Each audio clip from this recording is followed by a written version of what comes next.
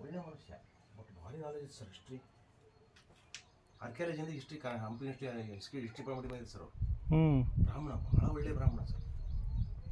ಅಂತ ನನಗೆ ಹೇಳ್ತಿದ್ದೆ ಸರ್, ನಾನು ಹತ್ತು ಕೂಡ ಹೇಳ್ತಿದ್ದೆ 8 ವೃಂದಾವನ